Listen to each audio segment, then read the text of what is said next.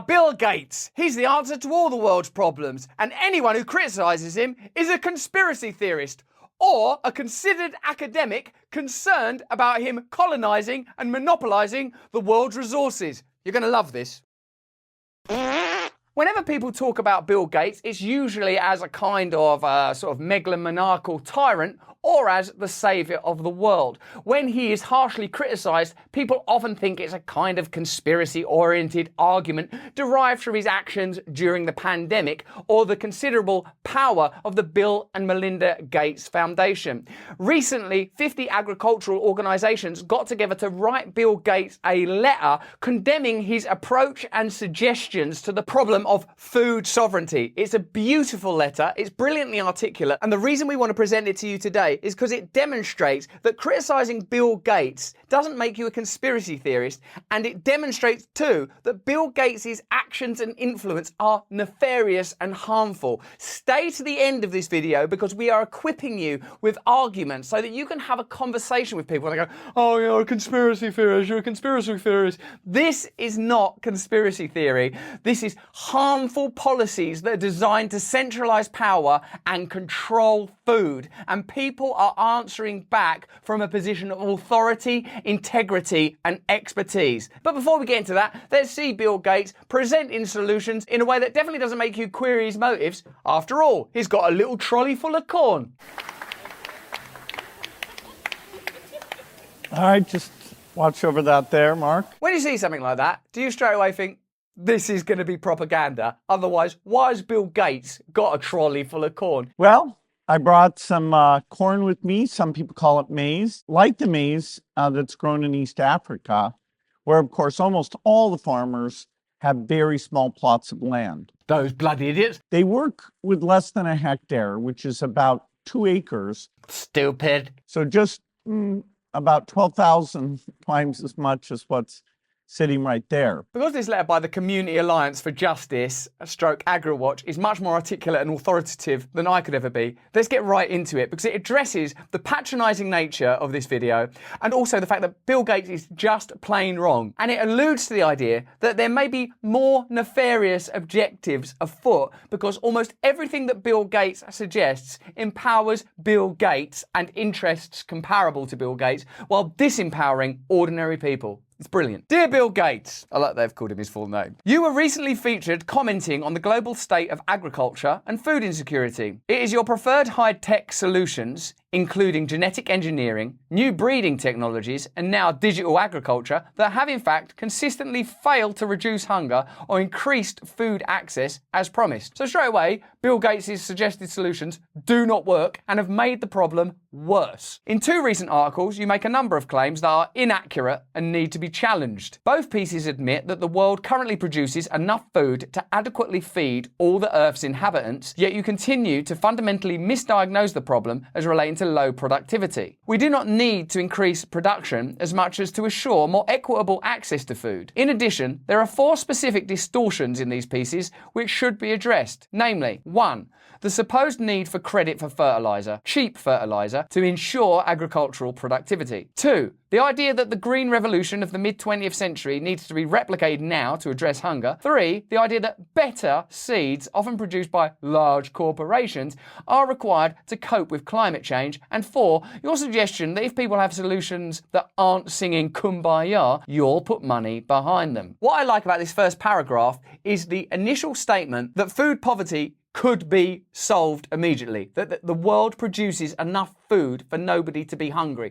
Now, as countries like the UK and the United States enter into a cost of living crisis and likely conditions of poverty not seen for nearly a century, it's important to address that the problem is not a lack of resources. The problem is therefore a political one. That means it relates to systems of the imagination and mind brought into being for the convenience and benefit of hierarchical elites rather than a necessary problem that relates to resources. And I also like the promise that we're going to break down the 4 assumptions that Bill Gates has made and one by one take them down. First, synthetic fertilizers contribute 2% of overall greenhouse gas emissions and are the primary source of nitrous oxide emissions. Producing nitrogen fertilizers requires 3 to 5% of the world's fossil gas. They also make farmers and importing nations dependent on volatile prices on international markets and are a major cause of rising food prices globally. Yet you claim that even more fertilizer is needed to increase agricultural productivity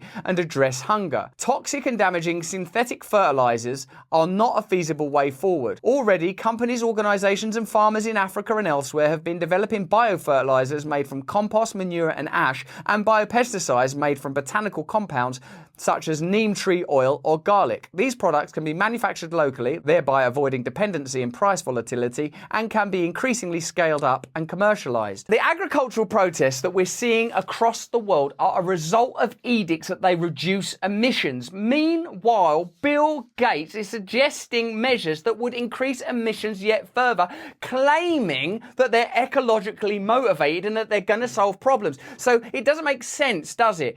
Measures are introduced that persecute ordinary farmers, while simultaneously people that have enormous influence in the agricultural field are suggesting measures that will lead to an increase in emissions, while flying around the world on a private jet to COP27 and other meaningless gesture conferences in order to espouse how normal people have got to change their behaviour. Second, the Green Revolution was far from a resounding success. It did very little to reduce the number of hungry people in the world or to ensure equitable and sufficient access to food. It also came with a host of other problems, from ecological issues like long-term soil degradation and socio-economic ones like increased inequality and indebtedness, which has been a major contribution to the epidemic of farmer suicides in India. So of course this indebtedness could perhaps be seen as part of the solution.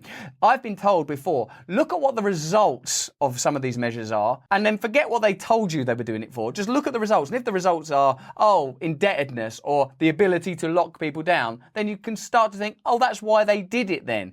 Judge them by their fruits. It's literally biblical. Your unquestioning support for a new green revolution demonstrates willful ignorance about history and about the root causes of hunger, which are by and large about political and economic arrangements, not about a global lack of food. So you're not even told the true nature of the problem, let alone the inefficiencies of the solution. Third, climate resilient seeds are already in existence and being developed by farmers and traded through informal seed markets. You note that most investments have been in maize and rice rather than locally adapted and nutritious cereals like sorghum. Yet AGRA, the Alliance for a Green Revolution in Africa, which your foundation, the Bill and Melinda Gates Foundation, created and financed, has been among those institutions that have disproportionately focused on maize and rice. In other words, you are part of creating the very problem you name. The AGRA initiative, which your foundation continues to fund, has also pushed restrictive seed legislation that limits and restricts crop innovation to well-resourced labs and companies, centralizing power, preventing informal seed markets,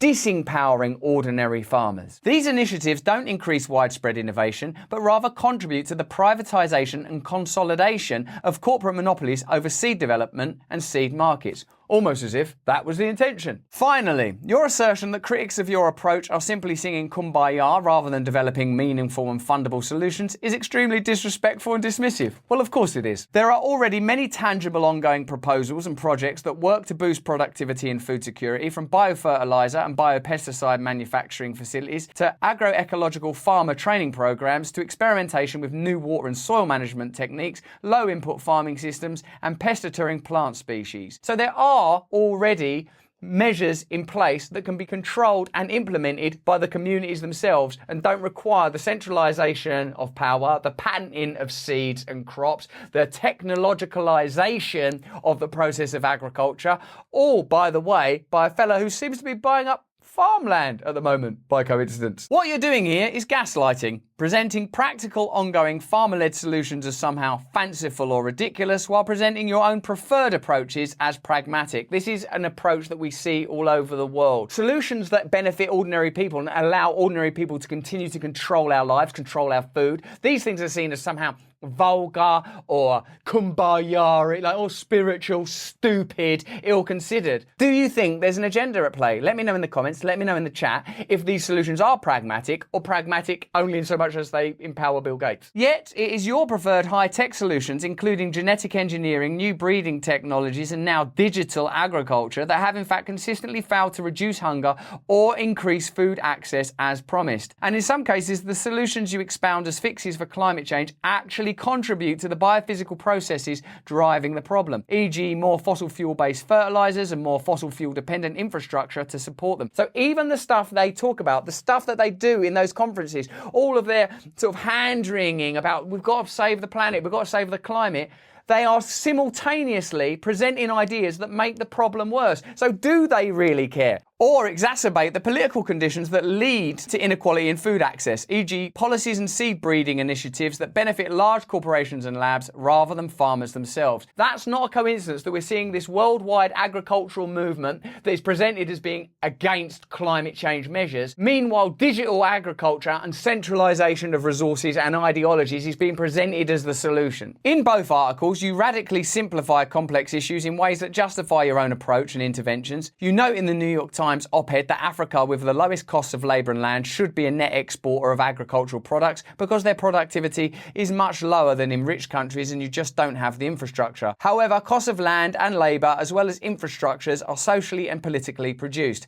Africa is in fact highly productive, it's just that the profits are realised elsewhere. Through colonisation, neoliberalism, debt traps and other forms of legalised pillaging, African lives, environments and bodies have been devalued and made into commodities for the benefit and profit of others. Infrastructures have been designed to channel these commodities outside of the continent itself. Africa is not self-sufficient in cereals because its agricultural, mining and other resource-intensive sectors have been structured in ways that are geared towards serving colonial and then international markets rather than African peoples themselves. Although you are certainly not responsible for all of this, you and your foundation are exacerbating some of these problems through a very privatised, profit-based and corporate approach to agriculture. So Bill Gates is presenting himself as the solution when in fact he is the problem. And many of these arguments about the exploitation of Africa and racial differences and colonialism and imperialism actually centralise on the figures that are trying to sort of make a kind of social profit from saying they're helping. We've got to have a fairer world, let's put badges on things,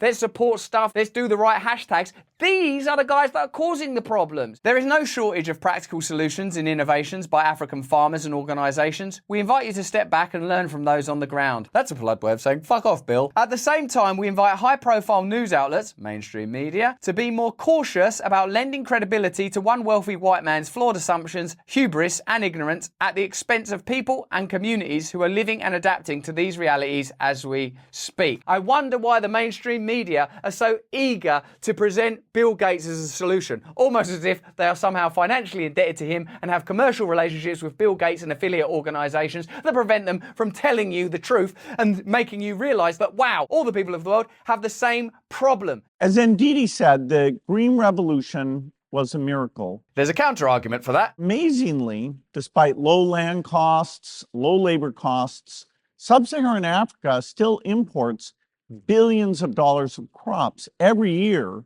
from all over the world. Yeah, well, there's a reason for that.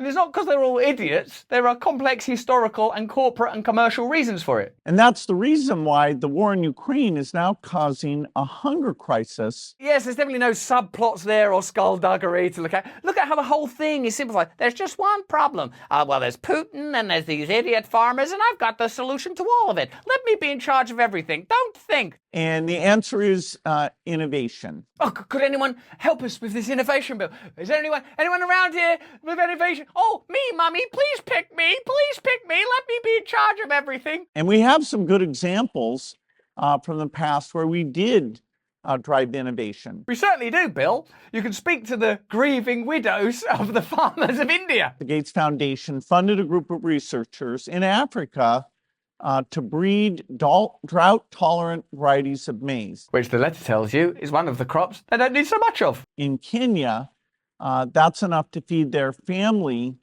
for the whole year and to have excess maize to sell for about $880. Bill Gates was boasting that they have magic seeds, crops engineered to adapt to climate change and resist agricultural pests, which ironically is what the people of Kenya call Bill Gates. Because this is the trend.